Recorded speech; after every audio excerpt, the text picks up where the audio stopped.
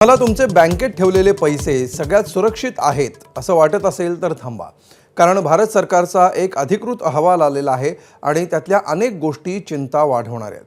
Banking, वित्तीय सेवा आणि विमा क्षेत्रावर AI द्वारे होणाऱ्या सायबर हल्ल्यांचं संकट कायम घोंघावत असल्याचं या रिपोर्टमध्ये नमूद केलं आहे. सध्याचे सायबर हल्ले आधीच्या सायबर हल्ल्यांच्या तुलनेमध्ये अधिक वेगवान, स्मार्ट आणि धोकादायक आहेत असं हा रिपोर्ट म्हणतोय. त्यामुळे 4 वर्षांमध्ये सायबर हल्ल्यांची संख्या 14 लाखांवरून 29 लाखांवर म्हणजेच दुप्पट झाली. आतापर्यंत सायबर हल्ले एखादी व्यक्ती करायची, पण आता हे हल्ले AI करतंय. नोव्हेंबर 2025 मधल्या एका सायबर गुन्ह्यांची चौकशी करताना 80 ते 90% फ्रॉड AI द्वारे केला गेल्याचं समोर आलंय. हा सायबर हल्ला 1-2 नव्हे तर 30 वित्तीय संस्था आणि कंपन्यांवर केला गेला होता.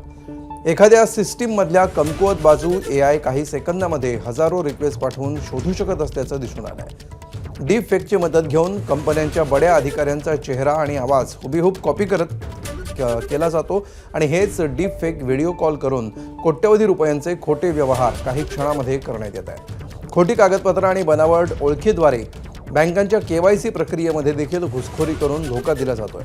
UPI आणि मोबाईल बँकिंगलाही या AIचा मोठा धोका निर्माण झालाय.